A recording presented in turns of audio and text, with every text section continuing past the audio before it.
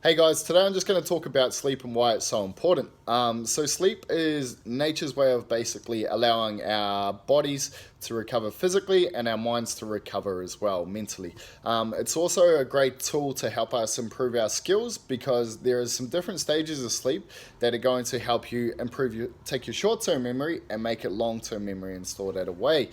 So, what is a good night's sleep? So, a good night's sleep is roughly 7.5 to 8 hours of good quality sleep. You can improve your sleep and you can track the quality of your sleep using an app like Sleep Cycle. And this will tell you basically based on noises and movements throughout the night if you're getting enough deep sleep, if you're getting enough of the different cycles of sleep that we need to go through each night to make sure that we're recovering fully. So, ways that you can improve the quality of your sleep is to sleep in a really dark room. So making your room basically pitch black, making it nice and cold as well. So if you have your room around 18 degrees or cooler in the nighttime, that's going to help you get a better night's sleep as well. You also want to make it really quiet and really dark so that there's basically you blocking out the noise pollution and the light pollution that can sometimes happen. If you're in the country, you're pretty lucky here. There might not be too much of that. If you're in a city like me, it's pretty bad. So what you can do is get some a face mask to cover your eyes and earplugs to block out. Another way that you can improve your sleep is a night's routine. So what you want to do is have a power down hour. So basically turn off all phones, all electronics, don't watch your TV an hour before you go to bed. You can also do some stretching in this time. There's some great stretching videos out there on YouTube. If you need some specific to sharing, just feel free to hit me up. So doing a 15 to 20 minute stretch before bed is also a great way to help the body unwind. And then also having a magnesium supplement at this time of night can be really helpful as well. And also a little bit of carbs. So something like a little bit of dark chocolates or having a little bit of a higher carb meal an hour or two before you go to bed is a really great idea.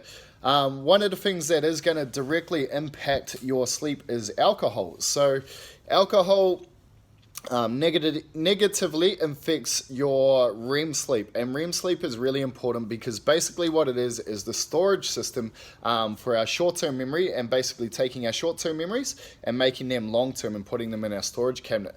So let's take that example.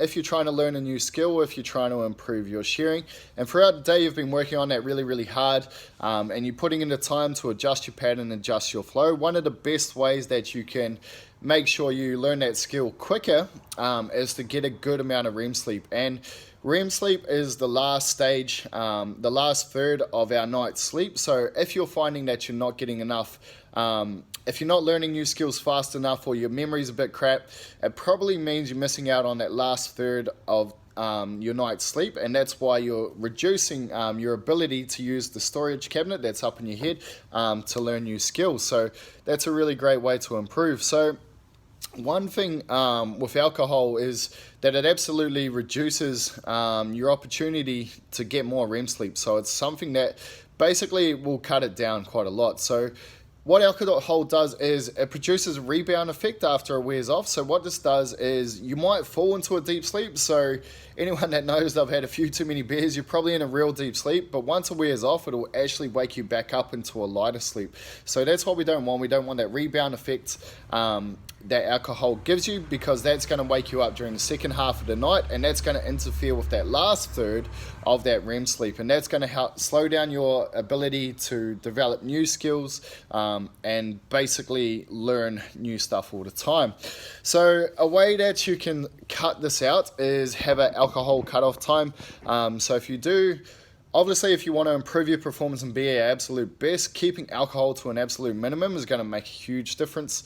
But if you do want to have a drink, a couple drinks a week, one thing you want to do is it takes exactly 1 hour, roughly an hour to metabolize one drink. So what you want to do is basically set yourself an alcohol cutoff time. So if you know you're going to bed at 9 o'clock, your last drink should be, if you've had one drink, it should be at 8 o'clock. If you've had two, it should be at 7.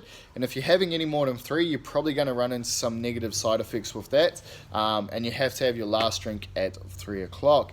So there's some big considerations. Sleep is absolutely essential to being at your best and performing at your best. So I highly recommend looking at improving your sleep quality. It's probably one of the best things along with nutrition. That'll make a big difference to how you feel throughout the day, your energy, and how you perform at work, in competition, or just in general life. So I hope that helps. If you want to know a little bit more about this, just shoot me a message. I'm happy to have a chat.